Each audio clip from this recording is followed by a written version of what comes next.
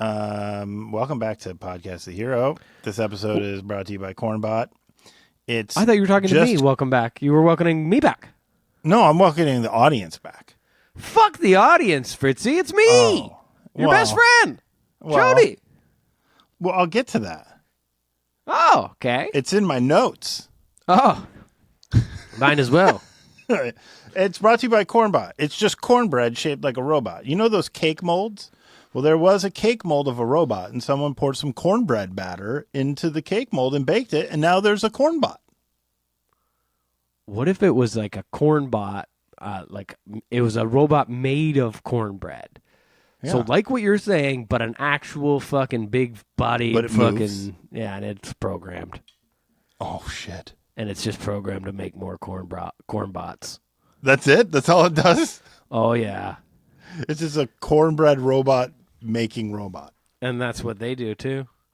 And the little corn, so infinite. So soon the entire until we run out of corn.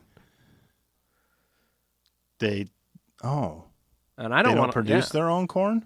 I would think that they would start growing their own corn to produce their own corn bots. That seems gross for some reason. It's sort of like the Matrix, right? They grow human babies to put True for batteries. Yeah. These aren't smart Matrix robots. They're made of cornbread. Oh, okay. They're delicious. They're not too bright. That's the way you defeat them in a battle. You just eat them. Yeah. You fucking dunk them in gravy. Oh, I love cornbread. Cornbread is good, dude. This episode is also brought to you by our patrons. And here's the fucking list. Benjamin, Taylor, David, Jake, Bob, Josh, In Steven Exposure, Progtoff. I create my Patreon name while drunk and think it sounds good until Fritzy reads it on the podcast. Julia, Red Leather, Yellow Leather, Unique New York. The Fat Brown Kid, Foolish Bale. I went barefoot at Fritzy's Fortress of Frigitude, and all I got was this dumb eat shit and go fuck yourself t-shirt. Jesus Christ. Brett Boss Blackwood, yes, it'd be a Newfoundlander by. Spit Goth, yo, absolutely the best podcast of work in progress. Roadies, Road Raging Rodent. Sebastodon, the rat that used to live inside Fritzy's butthole but now lives in Roadies because the rent is cheaper. I Swallow Cum. I guarantee you the rent is not cheaper. Source the Odd is a result of a spray fart. Come to New Brunswick. Rob, the Anti-Human, Peggy Thrill, Green Street, the manager at Anthony Kiedis' local Denny's. That's it. Now the list of patrons I want to kiss. Phi or Fee, a common thread. The Pink Dink who took a drink from the sink. Zane, Rhodey loves my dink. Schlortzy McGirdles McDinksack, the 3rd and 8/10. What the fuck? Deconomus, Frigatizy. Why did you almost say spooge and then said a different thing? Because I'm not supposed to read that name. Zach Murray, The Final Dan, KH Panda, Zach Cornman, Jeffrey Keenan, Mason Bailey, Terror Billy Jean, Yuri, Fruit, Ashwin, and High Tops. Wow. Pretty good list. Yeah, it's a pretty good list. I met a lot of these people. Yeah. On the Volition X Tour. I met Phi or Fee, and they told me... Is it Phi or is it Fee? They did tell me, but I have forgotten. I met the Fat Brown Kid, who... That's so difficult to address a person in such a way. And he told me what his real name was, and I have forgotten. Yes. I met a bunch of people from that list. That's I met really fucking Rhodey Loves My Dink. Yeah, I met Rhodey Loves My Dink. I think in Chicago. Oh, all right. I might be mixing up two things that happened, but I met Rhodey Loves My Dink for sure. And it might have been in the scenario. I was coming out of the back room. So in Chicago at the Commodore, there's like a flight of stairs up to the 3rd level, and that's where the venue is. But on the 2nd level, there's a back room. And so I was leaving the back room after the show, and so were some showgoers. And this girl came down the stairs and said, hello, and then fell down the stairs. No! And landed like at my feet. And I was like, can I help you? And then we took a picture together, and I was like, holy fuck. Actually, you know what? I could probably pull that picture up because she probably tagged me on Instagram. That would be hilarious. So in Toronto, we were sort of hanging with Peggy Thrill. Oh, yeah. And her friends fell down the stairs, too. What if it was the same person? No. Because I would know if Peggy Thrill was there. I know her. Look like while you're looking that up, I'm just going to say I'm thrilled that you were kind enough to drag yourself from your weird Rollercoaster Hospital bed. Now, and join me to talk about the first half of the Volition 11 tour. I'm very glad to do it. Now, let me say, and I heard you and Sandra saying, "Oh, Chody's sick on a roller coaster." Here's the thing: I got COVID in Newfoundland. The second fucking show that I played it with COVID. Perfect. And like the height of it. Yeah. Like I woke up that day and couldn't speak, and I gotta say, for having COVID and not being able to speak, I sung fucking beautifully. Yeah. And that was like our longest set we've ever played. Ever? Ever. It was like 15 songs. What did you do? You added a bunch of stuff at the end? We had it missed in like a bunch of times. But so I was sick in Newfoundland and didn't realize it. Didn't realize I had COVID. I sat next to Tim on the plane. Tim, of course, couldn't fucking speak on the plane on the way there. And then I was like, oh, Tim's pretty sick, but I was pretty drunk, so I didn't care. And then when we got there, I was like, I'm not feeling that hot. But by the time we were home, like, Cage and I stayed a couple extra days. We flew home, drove to the cottage, felt great. Then Cage got sick. We drove home, and Cage was sick for a while. So we had a sick household, and I was like, I need to get Houston out of it so that we're not giving him COVID. Like, I was, like, resolved at that point. Probably still positive, but, like, no symptoms. Not spewing stuff. So I just packed him in the car and fucking dragged his ass to Wonderland. But I thought maybe Canada had, like, cool hospitals that had, like, roller coasters in them or something. They do have that. Oh, okay. No, I'm just kidding. We have empty hospitals because our government won't pay our public workers.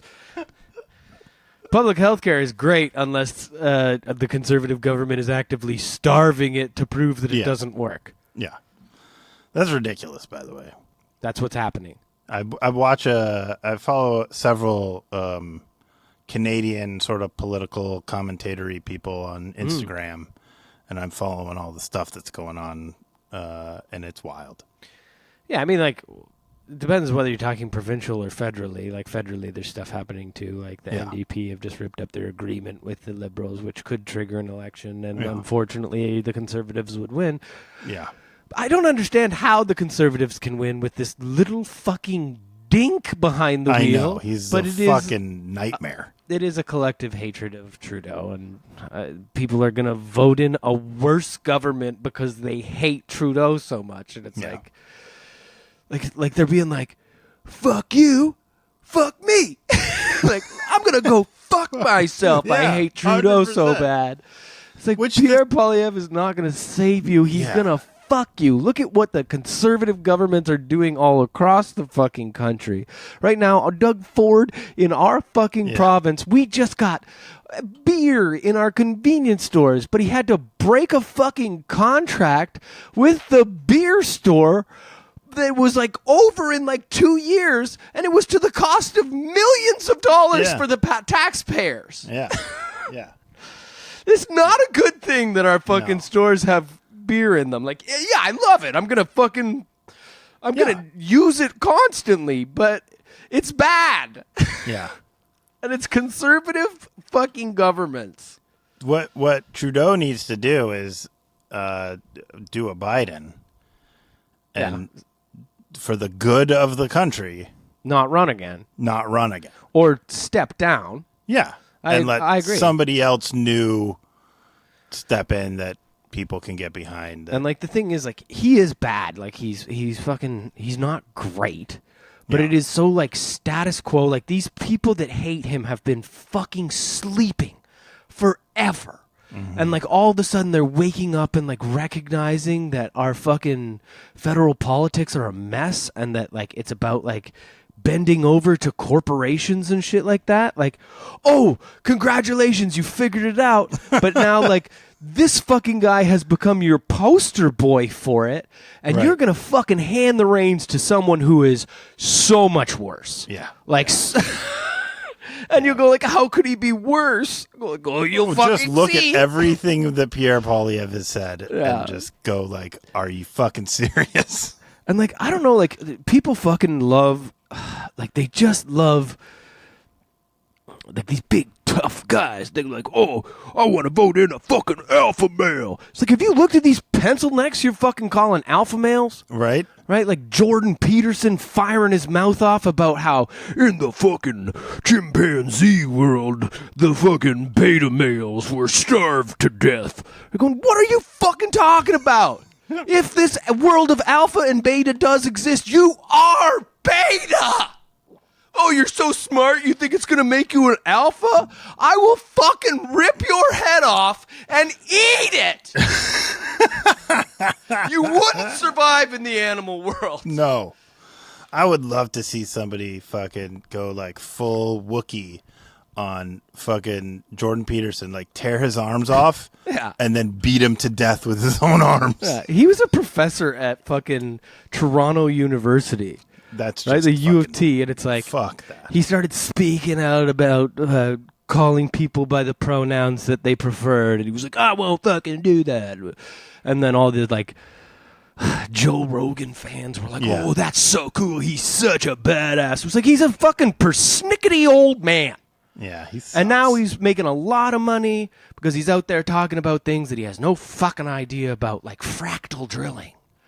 Oh, but that's like the whole thing with conservatives, right? It's like as soon as you can find the thing that makes you money, that's what it is, right? Everything is just about money. Yeah. That's all and that it is it, right? Like, despite the fact that all like the environmental sciences agree that like fractal drilling is a negative. Yeah. He's out there being like, no, it's good, and I know because I'm a professor of psychology.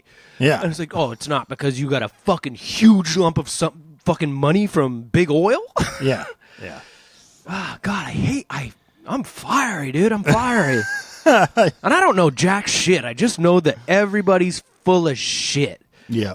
And that if you got like a following on the internet, you did it for a bad reason. And that's why we don't have any, because we're morally just. Yes. We are good people. We're here to talk about Volition X. So we went over the map of the tour before the tour started, right? True, we did I a forgot about that. whole map. We went right down the list, the whole thing. So for the first half of the tour, you basically went from the Midwest to the West Coast. Yes, sir. Then back to the Midwest. Uh-huh. And then all the way to Newfoundland. Yeah, it was weird. And then for the second half, you're going to go back to the Midwest. Yeah. Then go to the South. Mm-hmm. Then back up the East Coast. Yeah. And then finish in not Toronto, but London. Yeah, no. Yeah.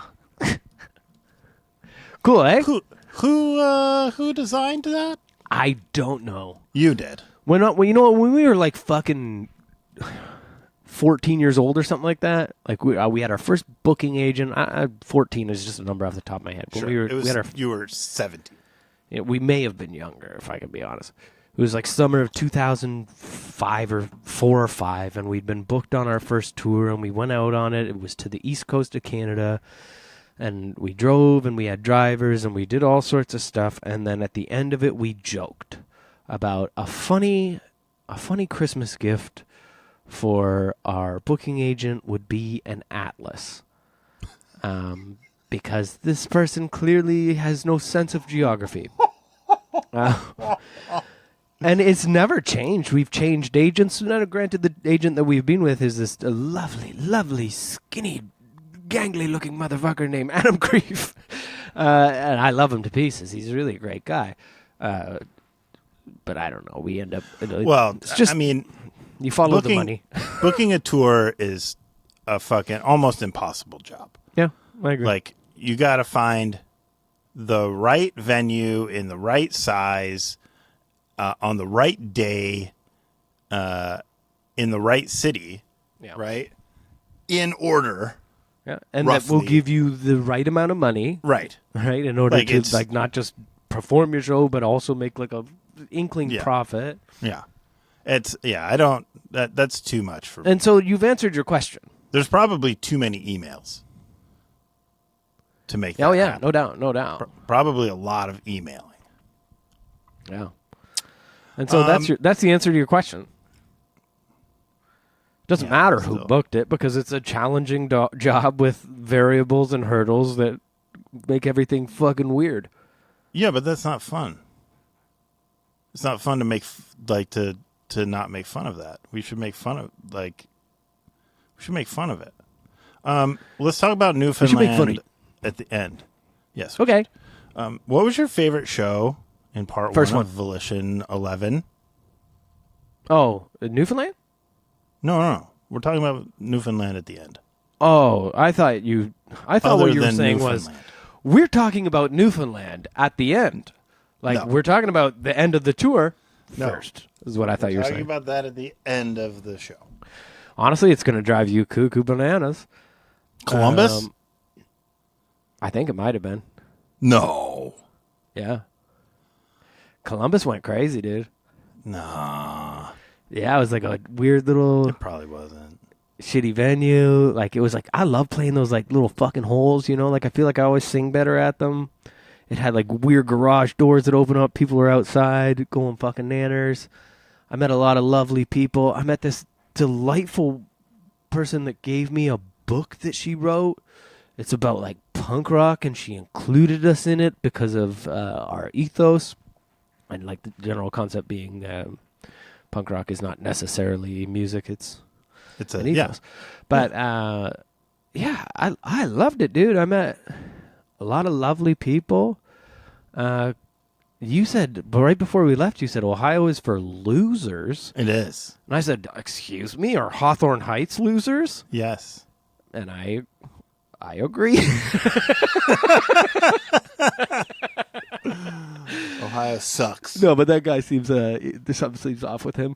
So I'm being mean, dude. There's no rhyme or reason for that. One of my favorite bands is from Ohio. Yeah, is that the Get Up they're Kids? No, they're from Kentucky? New Jersey? Or Kansas. They're from Kansas. No, but there's a band called The End of the Ocean. They're like post-rock, instrumental, like, Is it boring? There's no vocals, which you hate, but I like. Sounds And so boring. But they're from Columbus. Sorry, but I'm full of beans, my friend. I'm full of beans. I can't stop myself. I'm going the cuckoo guitar bananas. Their like lead guitar player and principal songwriter is from Detroit and lives in Detroit and then commutes to Columbus for shows, That seems like practice and stuff. So that's why I'm like, it's okay because it's a Detroit person, even though like the band should just relocate because Columbus is such a fucking shithole. Well, no, I was going to bring up Wilhelm Scream, but it's not because either of their homes are shitholes. It's just that they live separate, quite a far way apart. Yeah. Well, yeah. I mean, they live on opposite coasts of the United States. Is that true? Yeah, Ben Murray lives in California. Yeah, I knew that. And Ben Wilhelm's is from one of my closest friends. Massachusetts. Yeah, I knew that. And Brian, I don't know where Brian lives these days. If he's living in Canada, because he's Canadian.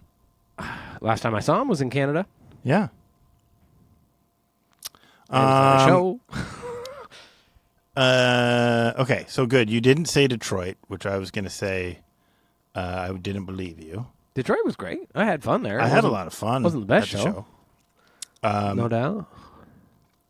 I really liked it when you guys had technical issues. That was really funny. Oh, you should have seen the technical issues in fucking Chicago, dude. It was Was it cool. bad? We went out, like had our had our ears in. We were using the Star Trek theme. Bow, bow, bow, bow, bow, bow, bow. So all the guys go running out. Thankfully, I fucking hold back till they start the first song. All the guys go running out like, woo, woo. And then all of a sudden, it's just like crazy white noise. And we thought it was in our ears. It was going... Right, I like ripped my ears off because I was like, holy fuck, that's so loud right in my ears. And then it's coming through the PA. Oh. And we're just going like, oh, what's happening? What's happening? And the guys are all standing on stage going like. And Jonah's standing in the back with his finger in an electrical socket, his hair standing straight up. Yeah, and then fucking, like, I don't know what happened. It was with the computers. Our computers are... We don't know how to use computers. Are you crazy? Like we come from the time before computers. Before computers in a live show. And so I don't even remember how that got resolved. Eventually they just started playing the first song and I came out and was like, "Hey, that was weird." And then somebody in the crowd accused me of phoning it in that night. Tim has something set up where like he's got a primary and a backup. So that there's two computers, Yeah, if one goes bonkers, you can flip to the other one and not like and it's honestly ruin the show. It's supposed to do it without anybody noticing. Yeah. Like it's supposed to just do it automatically. Yeah. Who knows what happened? Look at how thin I can make my nostrils. Sometimes when I'm real sick, I can breathe real hard and my nostrils will go. Whoop, I just stay. Oh wow. Stay close.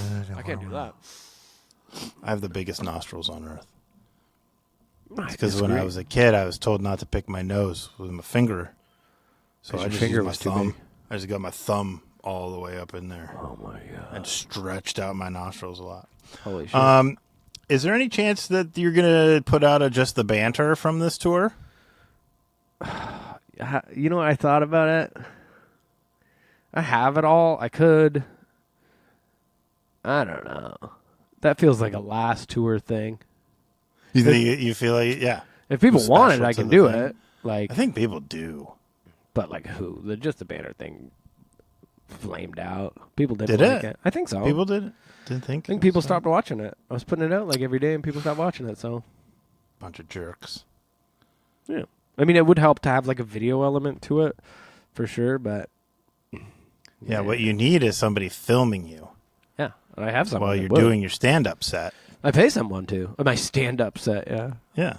I hate that it's become known that. Like, I hear people say that. It's like, it's not a stand-up set. Like, it's not. No, it's not. No. It is off the dome. Yeah. This is not rehearsed. I actually had this conversation with my brother.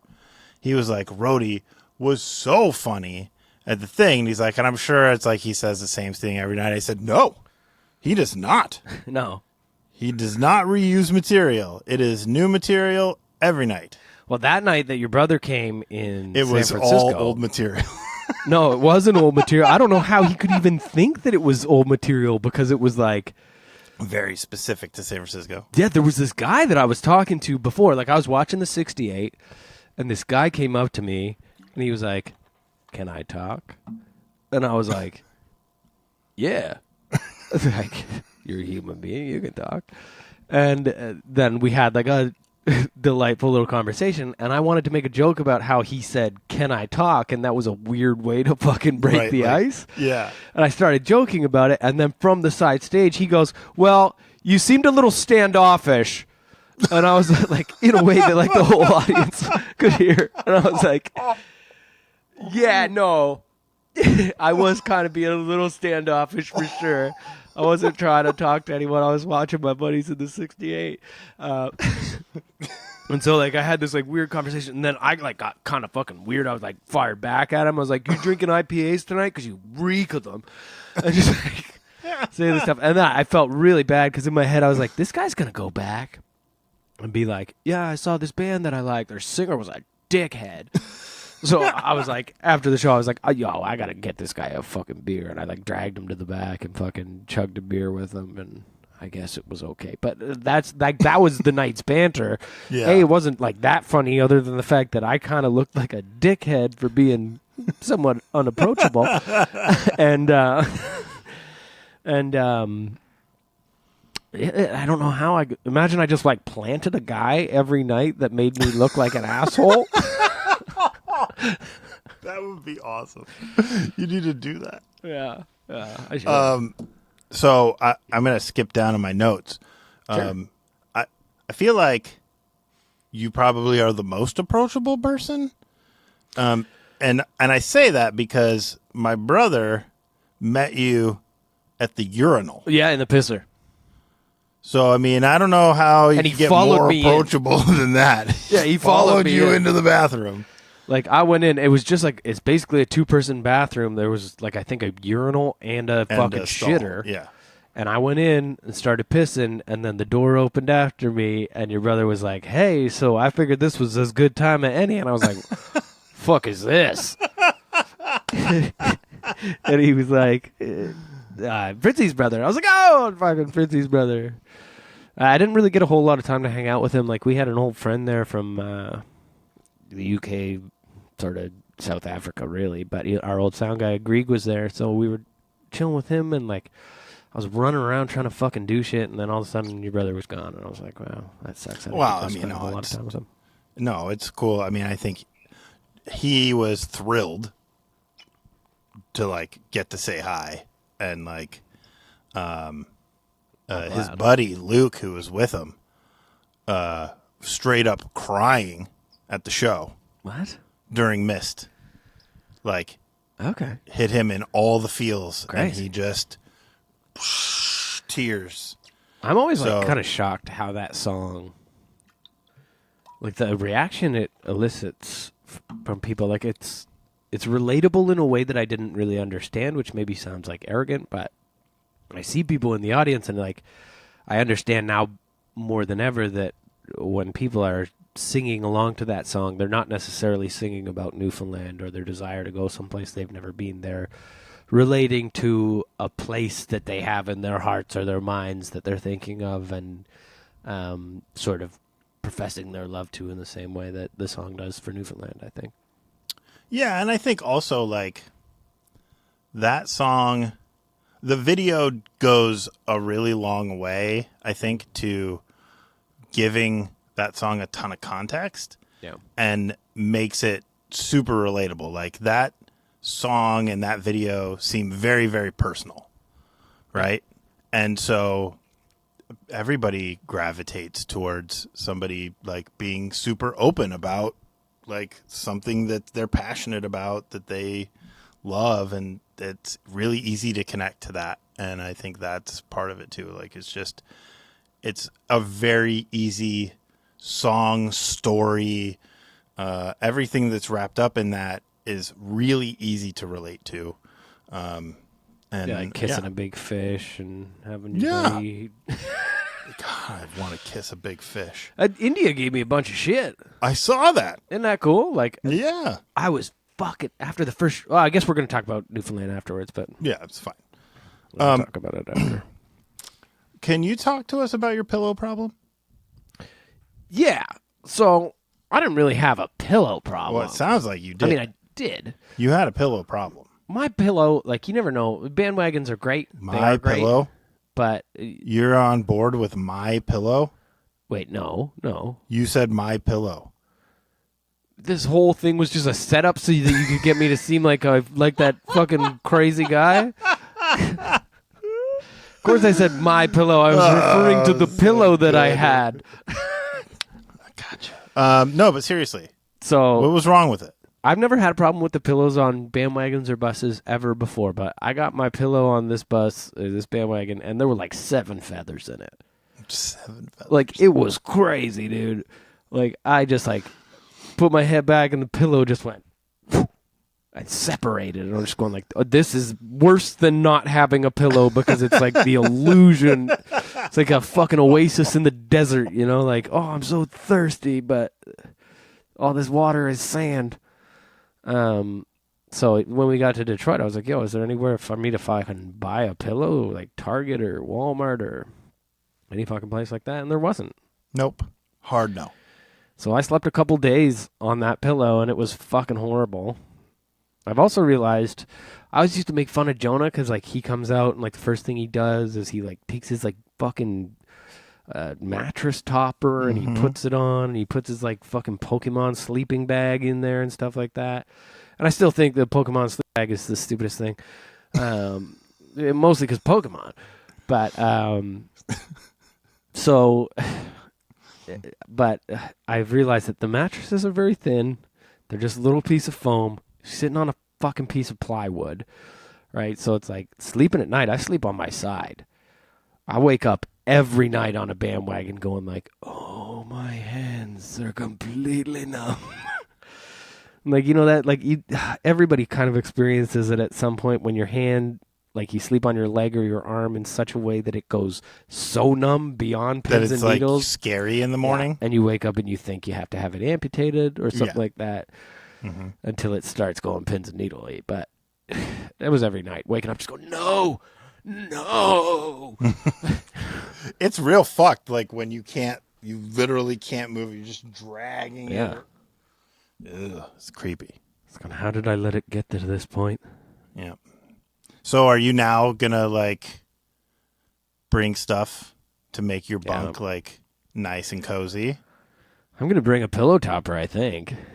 This is probably a smart idea. Yeah. Or like you could get like an inflatable thing. Ooh. Like an air thing. So that it's like you super compact.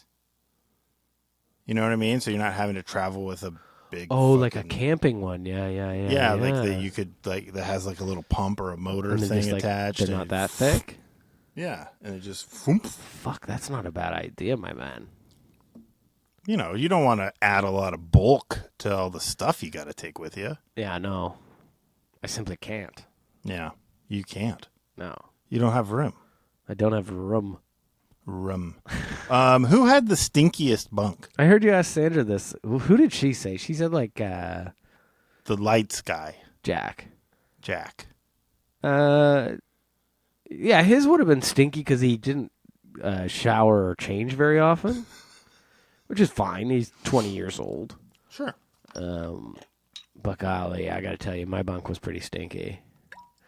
There was a night I got a buzz ball. You know buzz balls?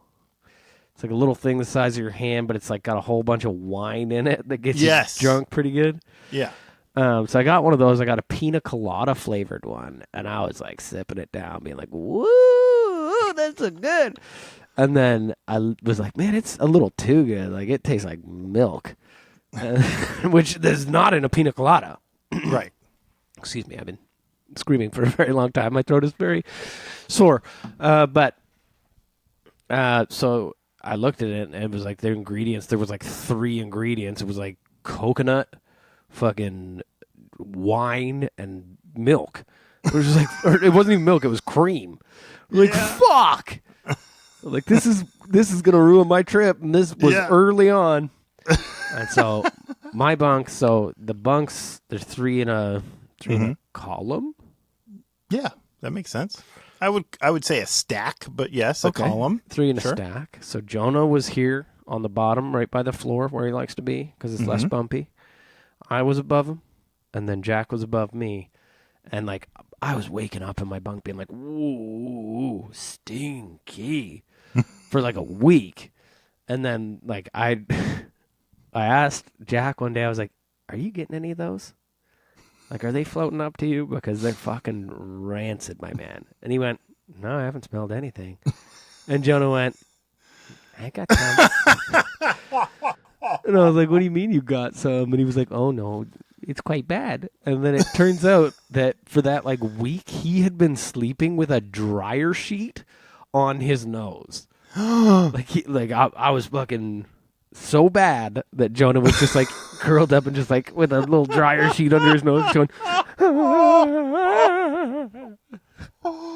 you get some of that stuff that they put under their nose when they're doing autopsies and shit. Like Vicks Vapo Rub. Yeah. So, and he showed it to me. He had it like stuffed in the corner like a little fucking cum rag. But it was his his dryer sheet for fucking cheese stinks. So me. Sandra said Jonah has the best bunk. The best bunk? Do you think it was Jonah or do you think it was Sandra's? If Pokemon existed while Pee Wee Herman was fucking making his show, his bunk looked like a fucking Pee Wee Herman playhouse. You know what I mean? Like, because I feel like Pee Wee would be like mad into Pokemon. Yeah, for sure. Like that's I'm scared of Jonah's bunk, man. It reminds me of fucking that fever dream Pee Wee has when all the clowns are stealing his bike and operating on it. Yeah. That's what Jonah's bunk is like. So Sandra has the best bunk. Yeah, Sandra's bunk was nice. She taught us the ways of the like nebulizer or whatever it is, and shelves and all that good stuff. And I'll never forget it. Sandra's bunk probably stunk like mine too, though. Yeah. Sorry, I shouldn't be talking. She has lactose intolerance and gluten intolerance and stuff like that. So she'd probably be tooting just like cheese. Is there any adult at this point in the world that doesn't have an intolerance of some kind? I mean, this day and age, it seems like intolerance is way up. Yeah. Ever since about 2016. Yeah, there you go. What was the best food you ate? We had a couple different Mexican restaurants that were so good. Like, honestly, what's your go-to, like, when you go to a Mexican restaurant? Like tacos? Or are you like a chimichanga guy? Or are you like a... I had the carne asada. Oh, carne asada? I've had that a couple times. I don't know. I just basically I look at Hank for a while, and then he starts speaking. I go, and he'll be speaking Spanish to the staff, and I'll be like, yeah, two. Dos. Whatever, Hank. Dos, por favor. It was good. It was smart. Yeah. I wasn't even joking when I said por favor there. It took me a second to be like, that's not actually how you say it. We don't learn Spanish in school. You did? No. We learn French. You do? Sorta. You don't have a choice? No, not until the 10th grade. Oh. I took French in middle school. Why? And high school. Because in middle school, the French teacher was my friend's mom. Yeah, dude. And I thought, like, it would be easy. Was it? No. No, and then I made the terrible decision to switch to Spanish in college. Yeah. And then I got very confused. Yeah, because they're different languages. Yeah. But they have a lot of, like, commonality because they're both, like, Romance languages. They both have the same roots and stuff. Yeah, dude. So it just really fucked me. I mean, a lot of people have been switching their kids into French immersion. It's the first week of school, and it's been taking me everything in my power to not just go every time someone says it. Because are you seeing a lot of that on Instagram? Sure. I'm seeing a lot of it in my personal life. Ugh. You meet fucking people, you're like, oh, where did this person or that person go? And they're like, oh, they put their kids in French immersion. Yeah. And you know what? I was speaking to Timmy the other day and going like, okay, let's go over the budget for the tour, blah, blah, blah. He said, I've put my daughter in French immersion. Tim did? Why? Why French immersion? I don't know. I think he wants her to be French. You want to, like, is everybody turning, like, pro-Quebec independence? I am. Yeah? Yeah, get the fuck out of here. No, I'm just kidding. But I don't know. I think, and it might be true. I was going to say I think that people think it makes their kids smarter, or smarter kids have a better aptitude to do it, or that being bilingual provides better job opportunities. And I think all of those things I say are true. Mm-hmm. I did not go speak 2 language. I barely speak a 1. Speak a 1. But yeah, I think smart kids do smart shit. I just think, like, I picture myself being like 8 or 9 years old and then being like thrown into a school where it's like I'm already trying to fucking figure out math and falling behind, and now they're gonna teach it to me in French, a language that I fucking know like 10 things in. Yeah. Well, I think When are you ever going to use it? French? Yeah. I would have used it a lot in my life. Really? I spent so much time in fucking Quebec and France. But they don't, they all speak English. I mean, yes, but not the smaller places in France and Quebec. I don't know. Yeah, I don't know. It's not all. We need universal translators. That's true. Then we wouldn't have to worry about other people's feelings ever again. Yeah. What's the most fucked up thing you saw on the road this time?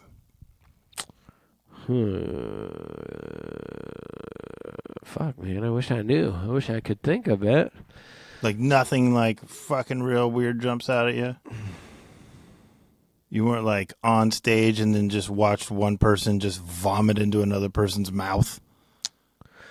You know what? In Newfoundland, I was using a microphone a lot like this, and I was holding it like this with my finger up like that, and I went to give it to an audience member like this. Did you put your finger right in their mouth? Oh, yeah. Right down his gullet. You went, Purell! Somebody get me some Purell! Yeah, and that was the first night in Newfoundland, so the second night I actively had COVID, so hopefully... And I said it between songs. I didn't say anything about COVID, but yeah, I probably fucking gave that guy COVID. But I said it was that was crazy, man. I stuck my finger right down your throat, and he was like, "Yeah, it was weird." Sorry about that, bud. Okay, that qualifies. Yeah, so it's not nobody did anything weird. It was me. Yeah, I mean. Oh, you know what? Another thing in Newfoundland. Cage and I are standing side stage, getting ready to go on, and there's this couple fucking making out like crazy, and they just keep getting closer and closer to us, and to the point where we're kind of up against the wall, being what the fuck? We're standing side stage, trying to get on, but it connects to the bar, and being oh, fucking ew, and then all of a sudden the guy goes. He breaks off, and he's like, I think they're getting ready to start. We should probably go. Get our spots by the stage. And I was sitting there being yeah, we're getting ready to go. I'm standing right beside you. What the fuck? And then they somehow went through all the people and got to the front of the stage. So I stepped out on stage and was ew. There you are. What? How did you get here? It was fucking weird. I'm sure Newfoundland was a highlight for everybody. Sure was. I see Trukey attended. Truk was there, and nobody noticed. You couldn't convince him to get up and play anything? We didn't even try. I mean, the reality is, we have rehearsed this set. Yeah. He has not. First of all, he would never get on stage without rehearsing for weeks before. Right. Yeah. He would not fucking do it. Yeah. That's just not in his nature. But second of all, it's we're at that point of the tour where it's we're as tight as we can possibly be. Yeah. Yeah. Anything else is going to just throw a cog in the machine. As much as I know people are oh, Truk was there and he didn't get on stage. I'm it would have made the show worse. Yeah. And that's no offense to Truk. He is fucking fantastic. He's the most unique guitar player I think that I know. But out of rehearsal would be well. And Mike and I talked about this a little bit, and it's sort of similar thing where at the Halloween is for Always tour, he was in Toronto and sound checked and thought about maybe playing the song. Yeah. And got through the sound check and was no. Yeah. I'm not capable of playing this tonight. He was rusty as hell. He still sounded great. Not great in a capacity where it's you could just we're going to play our best song and the drums are going to be a little loose. And that's not a shot at Mike. He is. Yeah. I mean, he was very open and honest. It was I hadn't played drums since Edmonton. For sure. And he was like gassed afterwards. Yeah. Like he finished the song, and he was like, "Whoo." I didn't see him again that day. I think he went to bed. No, he was fine. He did, like, it would have been a fucking fine performance, but I also get, like, being like, this is not up to the standard that I am capable of, so I will not do it. Yeah. I mean, that makes sense. Yeah. I thought maybe the reason Truk didn't play with you guys was because he has forgotten how to play guitar, and that he only knows how to play Guitar Pro.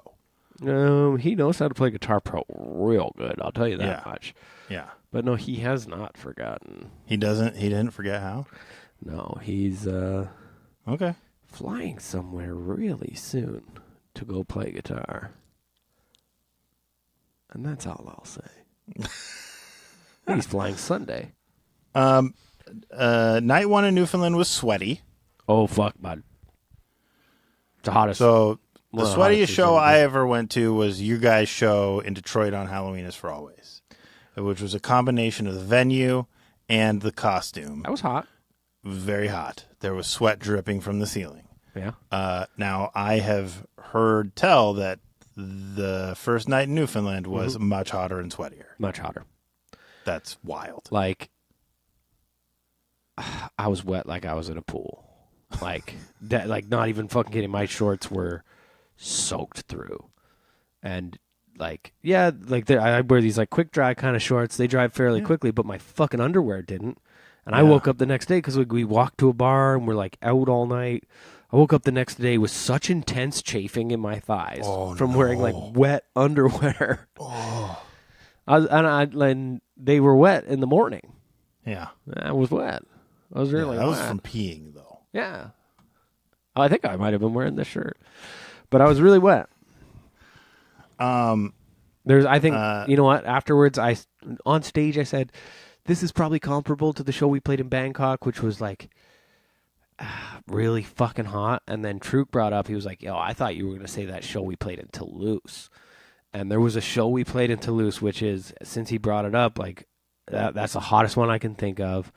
I didn't sing most of the words. I was in a crouched position most of the time, like, just, like, trying to catch my breath and trying to stop from fucking passing out. Like, it was so fucking hot. Like, I couldn't fucking stand it. I couldn't do my job. It was so hot. Ugh.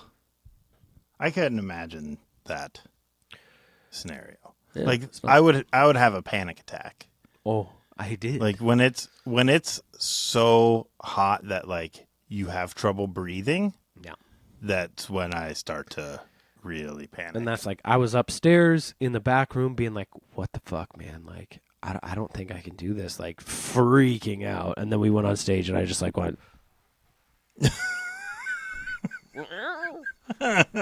Oh. Why? Why does venues need to, like, invest in, like, airflow? Yeah, but you know what? Like, that's Europe. Europe is, like, well known for heat wave deaths. Yeah. And they love to say that, like, we can't retrofit them. That we just can't retrofit them for air conditioning. I'm like, well, then I hope you all die. You're not going to react to that? I just wished all of Europe death. You wished all of Europe death, but for good reason. I'm just kidding. But it's a good reason. I want to go back to Europe. It's been a long time. What do the Europeans do that you can't get in America or Canada? They're just different people. They're different? Aren't all people just people? Yeah, but every person is different from the other person. I don't know. I'm pretty much the same as the other me. Next question. Night 2 was violent. It was a drunker. It was more violent. It was a little aggressive. Yeah. Sandra said she got smashed in the face. She did. Yeah. Like, when we came off before the encore, H was like, I don't like that, man. I don't like the look in their eye tonight. And he was right. Like, there was some shit going on, man. I watched this one big motherfucker who was right up front. Like, this guy was on his back, and he just kind of went, ah! And, like, hucked him. And this kid went, like, flying through the fucking air and landed right on his head. And, like, when he got up, I was like, are you all right? And he was like, oh. And he went back down. And I was like, oh, fuck. And then he got back up, and I looked at him, I was like, are you really, really drunk right now? And he was like, no. And I was like, then you got to go to the hospital. And then his friend was like, he's fucking wasted. And I was like, then he's probably good. He's like, you one of two things, drunk or concussed. Yeah. Probably both. I've never been a pit guy. No. You know? Yeah. I'm a big dude, but I've never been a pit guy. Yeah, you never get in there and just especially wash. as like an adult, Yeah. I'm not. Shoot, you never wanted to mosh a bit? I'm this guy. Yeah. Yeah, but that's like you're trying to be like nice and probably a little self-conscious, being like, well, if I get in there, people behind me won't be able to see. I'm so tall. Well, no, it's because I don't want to fucking get smashed in the nuts. Yeah, they're going to smash you in the nuts. Your nuts are right at smashing height. Yeah, I don't want to get smashed in the nuts. Last time I tried to get in a mosh pit, Cage was like, stop it. You're old. Old. You're gonna hurt someone or you're gonna get hurt. And I was like, yeah, I think there's also that thing like when you're at a show and the old timer who's like skinny ripped, you know those guys? Yeah. Like they're old timers and they're like super skinny, but they're like muscly because they're so skinny. yeah. And they're strong as hell, probably. And those guys are like going right into the pit, but they're like 50. Yeah. Like I never want to be that dude. Well, then you never will be. That's a good thing. It's really easy to not be that guy. Yeah, I know. It is. But it's All I pretty have easy to do to is just cross my arms like this. Imagine you just like woke up one day and you're like, no, I'm that guy. You're just in a mosh pit, skinny as hell, throwing fucking people change. You trying to push mosh in a fucking hardcore pit. Maybe if I just like got skinny and then like my whole outlook on life just changed. I'm like, I'm fucking skinny. I have to be in the pit all the time now. I need to do some head walking. Right? Yeah. I saw some head walking videos recently.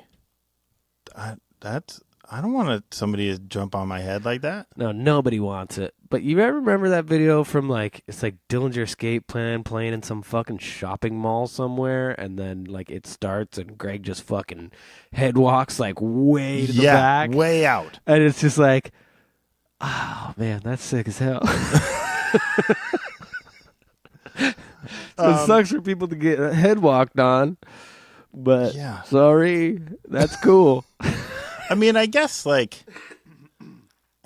like the amount of contact that you're feeling is so limited. Yeah. Right? You got to be moving fast to make it anywhere. It's not like you're stopping and standing up there on some dude's head with both feet. Yeah. You're trying to fucking take as many steps as possible and get as far as you can. Yeah. But still, man, like you're taking an impact to like here, and that impact is going downward, and then like the push off is gonna like, getting head walked on is not gonna be good. I don't know what you're trying to do right now. It's I'm tall. A lot of times that shoe's going right in my mouth. Yeah. While you were in Newfoundland, did you snuggle a puffin? No, I didn't even see a single puffin. So you didn't eat a puffin? No. I would have liked to. I'm pretty sure that's a crime. Eat its heart. What? That's what they do in like Norway. They eat like puffin hearts. Puffin hearts? Yeah, they're like.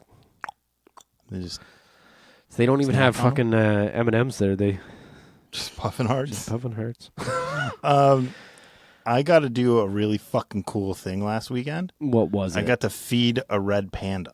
Oh, you love red pandas too. I do. There's a whole bunch of them behind. Look at all. They're all stacked up in the back there. You can't really see it, but there's a whole bunch of them. No, I can't see a fucking thing. There's this guy. There's a red panda. How do you like get fucking cool red panda hat? How do you get super into something like red pandas as an adult? There was a video on YouTube that I came across years ago from the Cincinnati Zoo of a red panda playing in the snow, and I just fell in love. You're like, I need a backpack of one of those. Yeah, like I want to like my life's dream is to win the lottery and open a red panda preserve, and I will hire all the biologists and the vets and all the scientists and everything because they're endangered. Yeah, right. And they would do all the work, and I would just live there amongst the pandas, live amongst them. Like that's my dream. I don't know if you could pull this off because I think it might be cultural appropriation and leaning to actually quite racist. Uh-oh. But I would love to see you dressed up as a red panda Harajuku girl. You know what I mean? Like, you got like the big socks on and the shoes and like a little skirt, but you got like a red panda backpack and like all your colors are red panda related.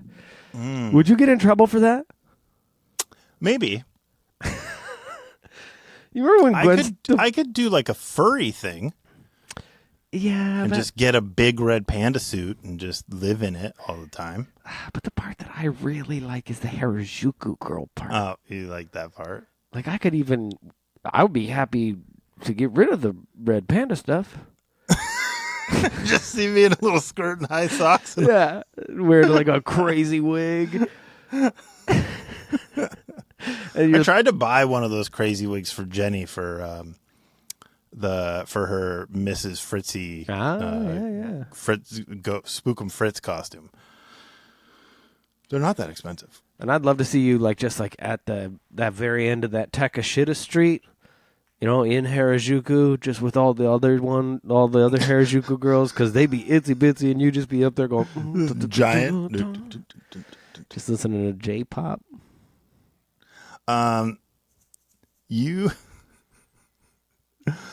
There's a picture of you guys with the India when it got delivered for this in Newfoundland, like all the cases. Oh yeah, I just put up a picture. It was delivered to the bar. It wasn't even ours. Yeah, but like that was a lot. Yeah, it wasn't for us. It was for everyone there going. But it was all probably gone, right? I imagine. I don't know. Like, thing is, like India, like Johnny was sort of trying to explain it to me. It's like, I guess like it would be comparable to maybe Labatt 50 here. I don't know what the fuck it would be in the United States, but it's like he was saying it was like kind of like your granddad would drink it or something like that.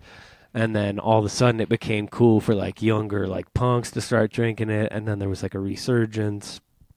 But so yeah. PBR, like Pabst Blue Ribbon in the U.S. Like yeah, PBR I got think so. super popular with hipsters. Yeah. And it's like, I really like it. It's just like a standard fucking like lager. The Newfoundland bottles, like outside of fucking Iceberg, which is a blue bottle, but it's like regular shaped. All their bottles are like stubbier with like a short neck. Mm-hmm. It's like cool and weird, and like I just fucking love it. And you can't really like get it anywhere. And yeah, India. So the first night, I was like drunk as fuck, and India followed me on Instagram, and I was like, whoa, this is cool as fuck. They didn't follow the band, but they followed me for some reason. And then I was at the bar, and this guy was like, yo, check your fucking direct messages. I sent you a message. And I was like, oh yeah, like, I don't know, fucking a lot of people send me a message. What's the message about? And he was like, it's from India. And I was like, oh, I was like, I got followed by India the other day. And he was like, yeah, it's me. That was me who did that. And I sent you a message. Check it.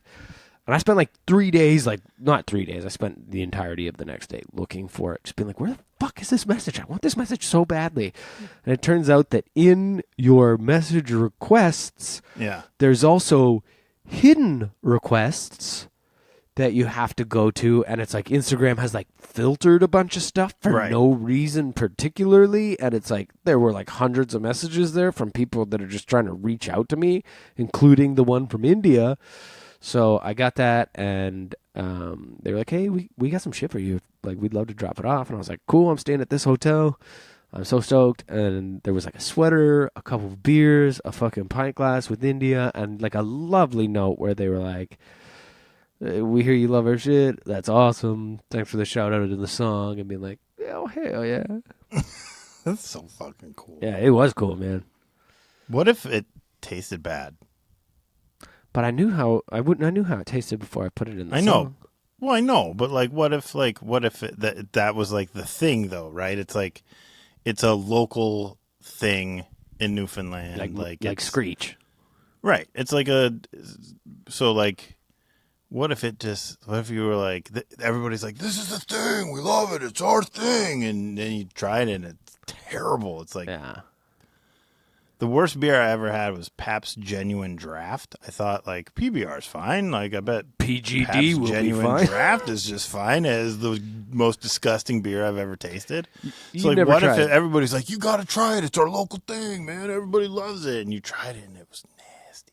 Well, you've never tried, like, we have a couple beers up here called, there's one called Fax, F-A-X, and there's one called Crest.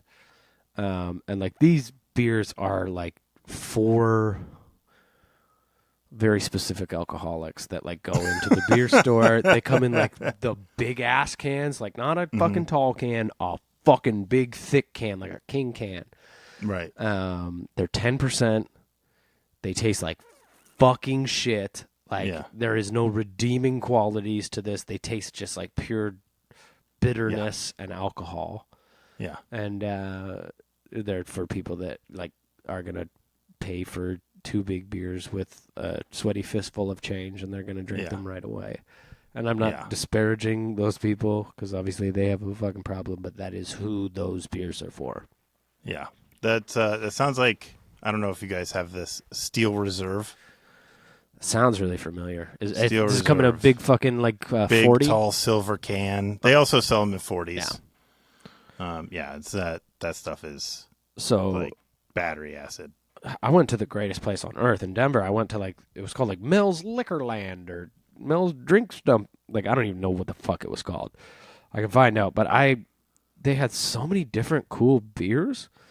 And I bought a couple really weird ones. I was sending them to my brother-in-law. This one was called Best Made Sour Pickle. Let me cover my face. And it just tasted like a can of pickle juice. But it was like, that was only 4.7%. And then there was this one called Sour Monkey. It was 9.5%. It was good and sour. But the pickle thing makes sense, right? Like, because a lot of people now, the whole, like, the thing is like a pickleback. Oh, yeah. Right? Actually, the first pickleback I ever had was in Louisville, Kentucky, we're going back there for the first time since I was there, and that was probably close to fucking 20 years ago. Yeah. Friend of the show, Skip, is very excited that you guys are going to his Skip hometown. I heard there was pizza in Newfoundland. There was. Kate, this lovely individual, put us up in her pizza restaurant for a back room, and it was amazing. I like pizza. You don't eat pizza, though. They made a vegan pizza for me, which was amazing. They did. Yeah. Was it wonderful? It was absolutely wonderful. I'm very jealous. I'm going to go through all the shows and think of something significant about every single show. Give me a second to find my pass.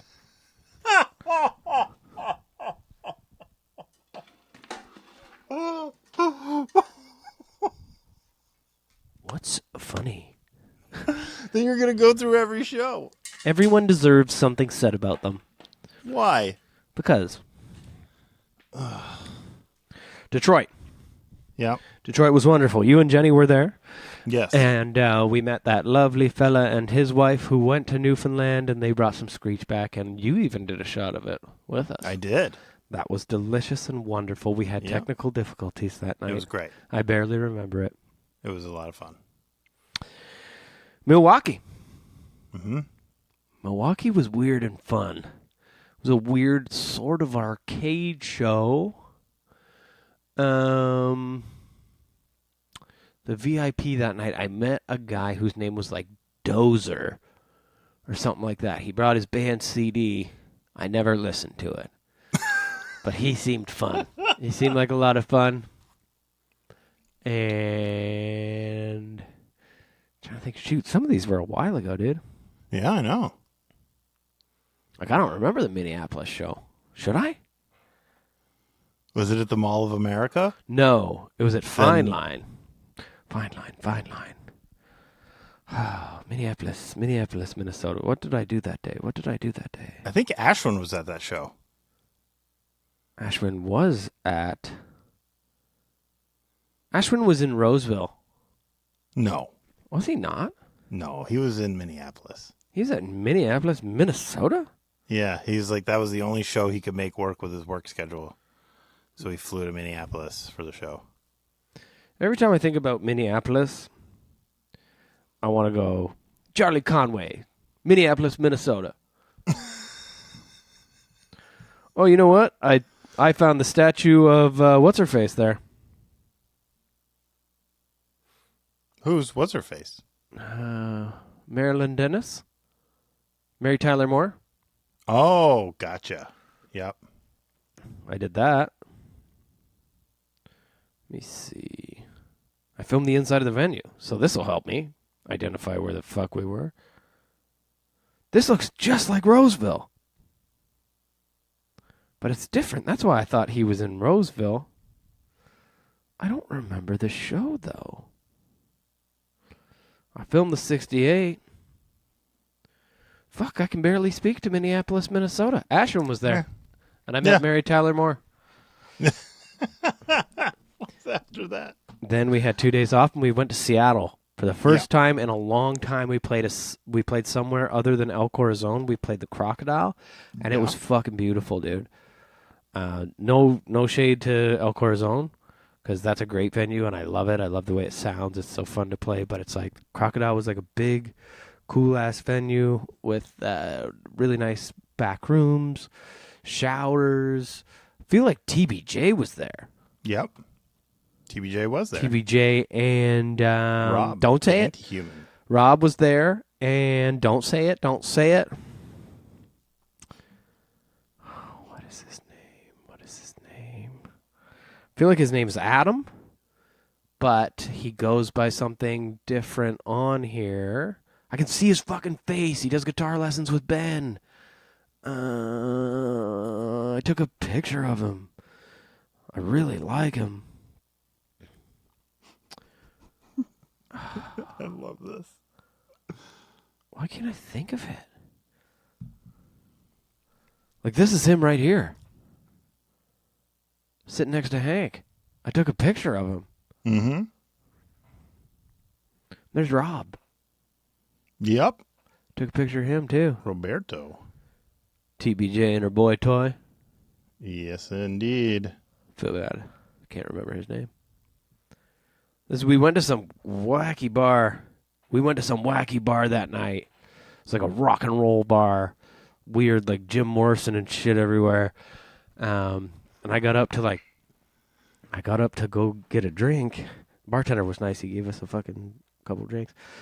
But I got up to get a drink, and my Crocs were sticking to the ground. Clack, clack, clack, clack. And this guy ran up, and he was like, hey. You got to go to the bathroom and just like take a paper towel, wet it, and wipe the bottoms off. Trust me.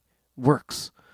And I was like, dude, my Crocs aren't sticky. The fucking floor is. Right. I was like, that's not going to change anything. They're just going to dry and it's going to start sticking all over the place again. And he was like really aggressive about it. He's like, trust me. I'm like, get out of my face and lay off the fucking blow. And then we went to some other bar. And it was like an arcade. We were with TBJ and Rob, and so we were playing, and Tim and I were playing that hoops game, and I spilled my beer. Like, I knocked my beer over, and it landed on the ground. But there was like a Miss Pac-Man beside it, and it was unplugged, and I plugged it in to see if I could get it going, and it didn't work. But I left it plugged in. Whatever. So we walked down the street, and Sandra and I went to go into a convenience store for something, and it wasn't open, and the bartender from that bar like ran down the street and was like, what the fuck? And we were like, what's up? And he was like, you fucking destroyed my Miss Pac-Man machine. We're like, we didn't do anything to your Miss Pac-Man machine. He was like, you fucking spilled beer all over it. Now it doesn't fucking work. And I was just like, what are you talking about? Like, He was just waiting. He'd been waiting for he was waiting years. for us. For years yeah. to have somebody plug that thing in to see if it worked so that he could blame them and get somebody to buy him a new Miss Pac-Man movie. Dude, and he just like yelled at us for a while, and like I was like pretty fucking drunk to the point where I just kind of stood there just going like, I don't know what you're saying right now. What are you talking? Who are you? And then he just like was like, fuck you, and like walked away. I just going like, okay. See ya, man. Was Bluest of Skies at that show? He's from Vancouver. I don't know if he came down to Seattle for that show or not. Maybe I didn't meet him. Maybe. Maybe. Where did you go after that? Sacramento. Yeah, you skipped Portland as always. But even Never though we had play a a day show in off, Portland. we Never didn't play a show show in Portland. Don't ever. So we didn't really play Sacramento. We played Roseville. That's where we play instead of Sacramento. And it was weird because it was fucking like 40 degrees Celsius that day. Yeah, Very, Sacramento, very hot. that area is very hot. But like the show was awesome. That's the second time we've played there, and it's like a lot of fucking fun. I have a great day every time. We went to Fit for Less that day. We walked to a Fit for Less, and it turns out it's not worth even the minimal price. And we paid nothing. They don't have actual squat racks or benches. They just have Smith machines, and Smith machines can be good, but get out of town if that's all you've got. But awesome day, awesome show. I'm trying to think about people that I met there. Ashwin was there, of course. No, but I had a fucking blast. And then we were in San Francisco, and that was a weird fucking day, man, because I woke up and came to the front, and I was like in my shorts and t-shirt, and Tim was like, dude, you should put on some pants. And I was like, what are you fucking talking about? It was fucking 40 degrees yesterday. We drove like 2 hours. And he was like, it's like 12 degrees today. Yeah. And I looked outside, and people were like in coats and stuff. And then I stepped off the bus and was like, what the fuck? It's like cold. Yeah. And like people, like I've been to San Francisco a bunch. I didn't know their season is fucked. They were like, summer doesn't come here till like September, October. It's like, oh. Yeah. Because it's all the weather off the bay. That's what they said. Growing up in the Bay Area, I didn't realize that other places weren't like overcast. Yeah. Until noon every day. Like it is there. Like my entire life growing up, every single day was overcast until noon. Crazy. Yeah, that's crazy. It's crazy bad city. I didn't realize it, but it's crazy bad. Then you skipped L.A. Yeah. And you went to San Diego. Yeah, we skipped right over it, and we went right past L.A. Yeah, we went to Soma side stage. We had a lovely barbecue in the back. I love that venue. Like even playing the side stage. Oh, it turned out like we were looking it up. Like some kid said something on Instagram. Was like, "Fuck, why do you got to play on this night when As I Lay Dying are playing San Diego?" Going like, As I Lay Dying are from San Diego. Like they could be in here any day they wanted. What the fuck? Because like all day they were like, "Oh, ticket sales are kind of shot," and like. Whatever. There was a pretty funny joke during our VIP because like things were running behind and Greyhaven had to check. So like the VIP came in and Greyhaven was checking. And then I got the mic and I was like, hey, when we said you paid for sound check, we didn't say whose sound check. And actually, the show that your brother went to was the very first time we ever ran the Mist Unplugged version, the like stripped down version that we created. We created it that day, and it went super cool. We were really we played it every day after that, and it was awesome. So we did San Diego. The show, we were expecting it to be quite bad because ticket sales were not great, but it was great. There was plenty of people there, and they're friendly, and that's the only other place I can ever remember playing Life Embossed. And the reception was lukewarm, and it's not their fault. It's a complicated song that's difficult to dance to, and it's difficult to celebrate afterwards. Then we were in... It's difficult to celebrate after. Then we were in LA at 1720, which is owned Yeah. by some friends of ours, and it's in a terrible place. Yeah.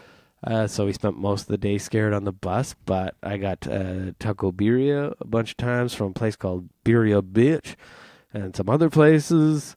Hank's mom was there. She got us all these delicious fucking delicacies. I don't even know, from some like... I love that Hank's mom was there. Yeah, it was a lot of fun. Hanging out with like the human abstract dudes.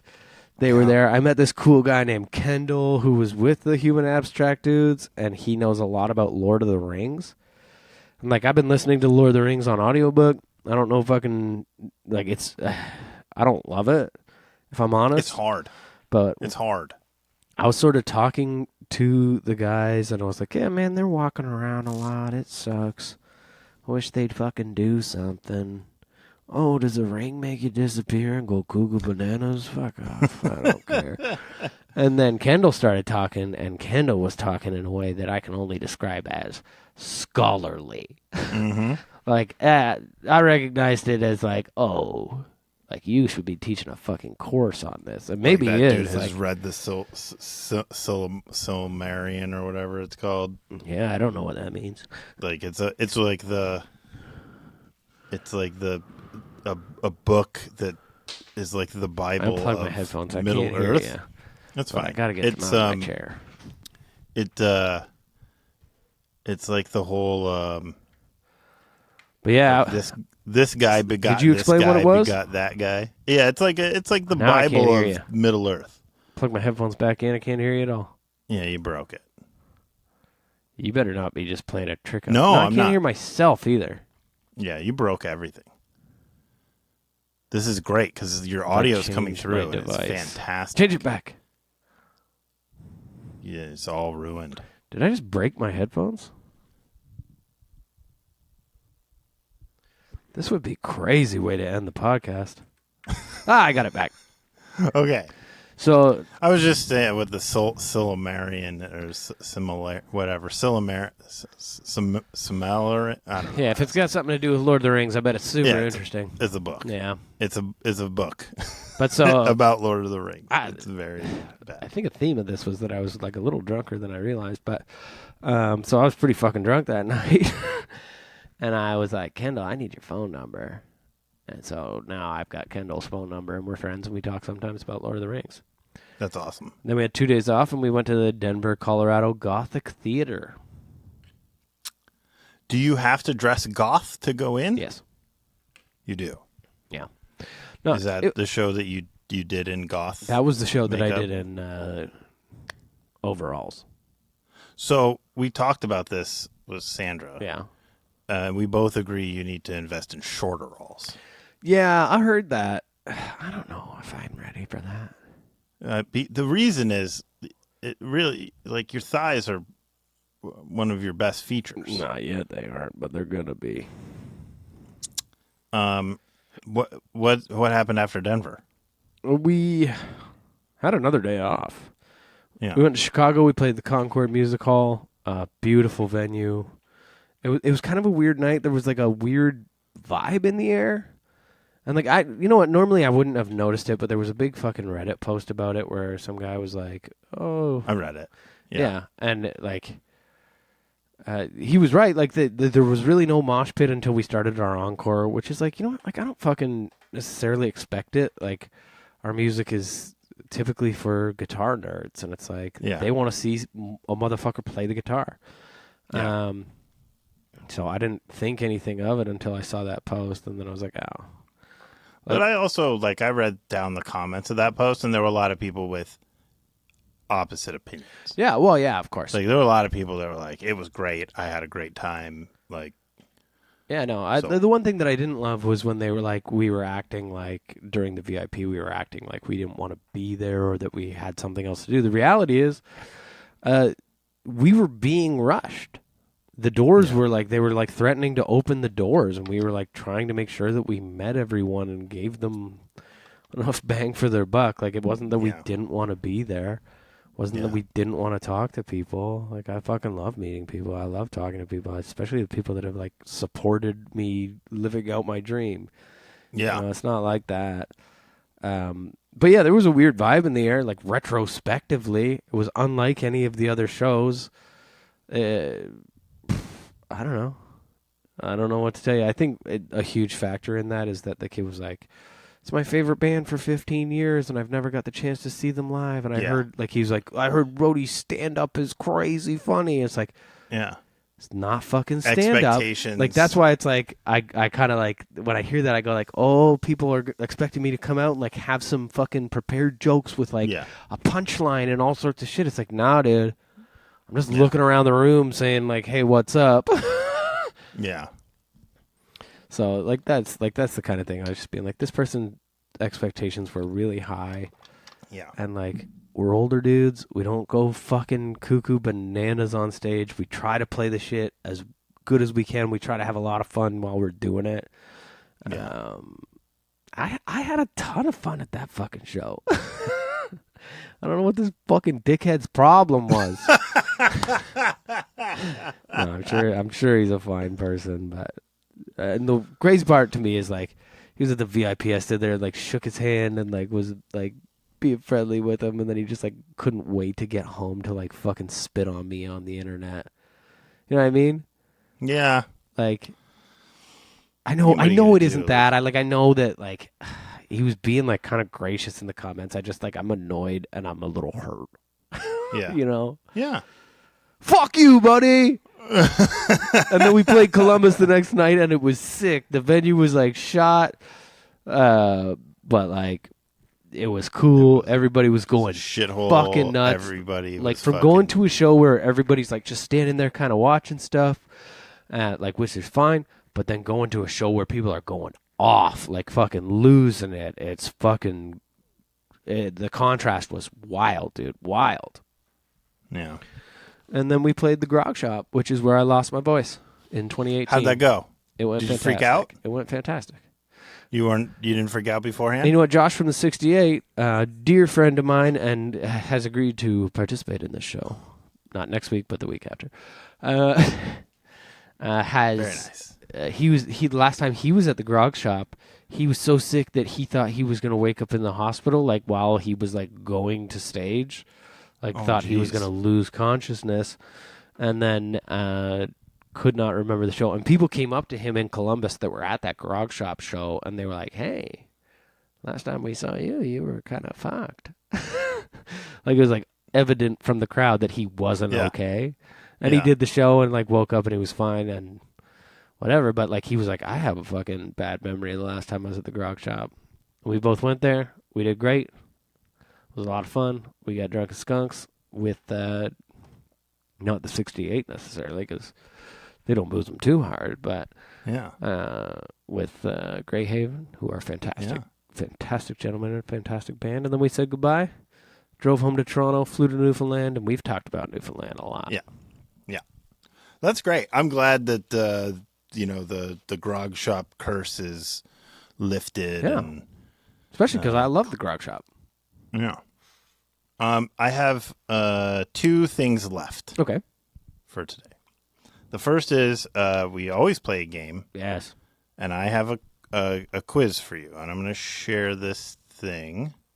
I think it'll work if I put it right here. I didn't make a present. Is there some kind of... I have a present for you, but it's specific. So let's see if this works. I'm going to share this window here. Let's see if you can see this. I can see that. Okay. Your gift should be that you figured out how to do this so seamlessly. Yeah. So, in honor of you meeting my brother at the urinal, in San Francisco, I thought we would do the urinal test. Yeah. So this sets up, it's a row of 6 urinals. You can see the little red fellow standing at the urinal. It means it's occupied, and you have to choose which is the correct urinal for you to approach in this situation. 6. So the first 6. one. Oh, sorry, that's the example. I was talking about number 1 here. Yeah. You would use 1 in the first one. Okay, so in the easy section for this one, you say it's 6. Yeah. Okay, 2. I would say 6 as well. Yes, that is also correct. kind of tricky. 1. I think that's also correct. 4. 1. Yes. You're very good at this. Subtle, tricky, but important to know section. I mean, 1 or 4 doesn't make a whole lot of difference, but I'd still say 1. Yep, I think 1 as well. And then the very tricky. Ooh. Doesn't really matter, but I think it's 4. You think it's 4? I think the correct answer to this one is you pee on yourself. Oh. You I like so this game. see. I forgot to hit the button for this That's one. okay. For these two. But yes, you got that right. This one. Yeah, 1 or 6. This one. This one says 4. Which one did I put? 1.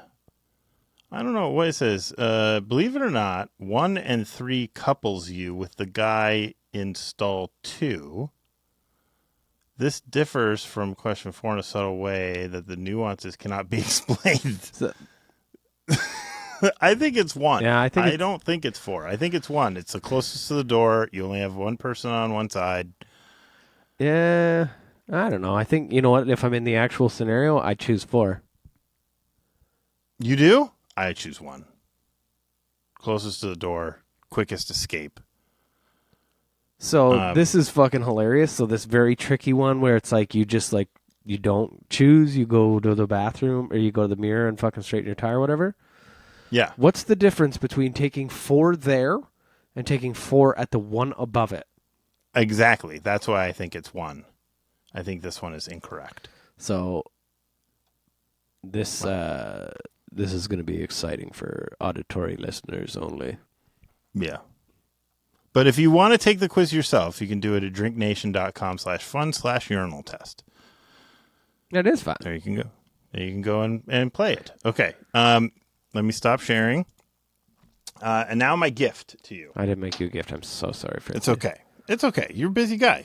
I, on the other hand, am not. So You are. You have you a are real on, job. now. You're now on a fitness journey. I am. Yes. And you can follow along Okay. on YouTube, similarly Yes. to where you would watch this very podcast. Yes. I decided to help you on your fitness journey with a new product. I love it. It's called Fritzy's Pre-Post Workout Blend. It's reversed, but Okay. and this is It's actually from the not makers reversed. from the makers of Balm. Oh, yes. Fritzy's Balm. Remember Balm? Yes. Balm. And this is the instructions say take 1 scoop before your after workout. So before Right? they're like, So you have your pre-workout. yeah, You got to drink your pre-workout, and then you have your after-workout stuff. which is just protein powder. Yeah. right. But you got to drink this. This is pre-post-workout. I love that. Yeah. So you drink this before your post-workout, and it is 80% ground pickled bull testicle, 10% powdered yak semen, 9.9% octopus ink, and 0.1% purple. And you just open it up, and it's got the F logo on the front, on the top for Fritzy's. Yeah. And then you get your scoop, and you just scoop out 1 scoop of purple, and that's it. And you put it in your whatever, you mix it in whatever mixer you want, and it'll get you right going. And it's made in my fucking basement. So I have 2 questions. Mm-hmm. First question is, what actually is it? When it's 80%. What actually Ground is it? It's a Gatorade. Ah, okay. This is question the second. Yeah. How can it be from the creators of Balm when, if you remember, I have an envelope that I've mailed to myself and sealed that inside says that you're the creator I of am the Balm? creator of Balm. So if it is in fact made from the creators of Balm, then I have made this product that you've made as a gift today, and it is my gift, and I win the gift exchange.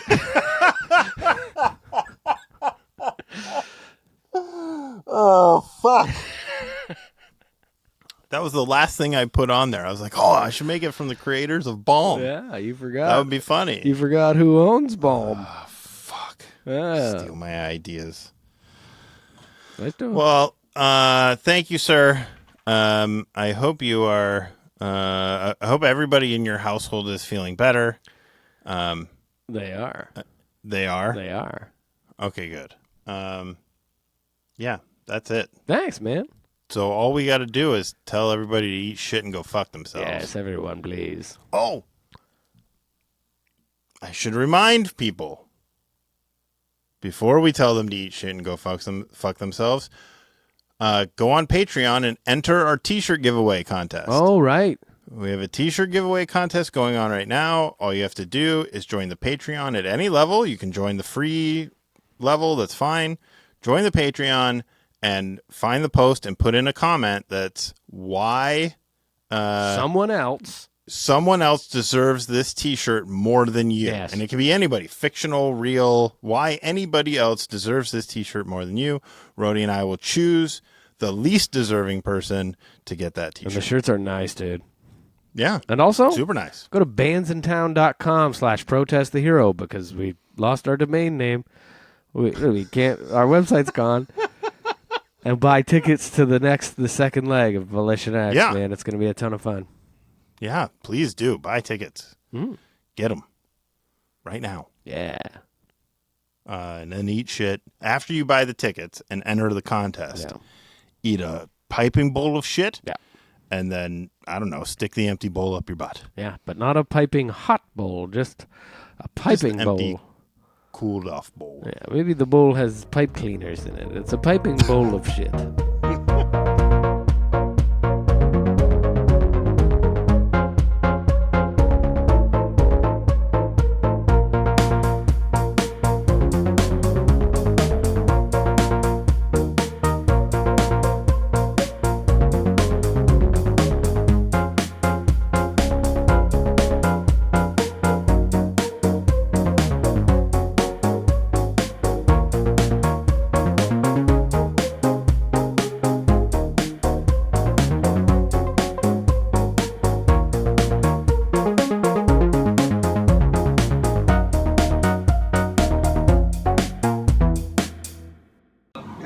Or you can also pick a picture from your Is he she?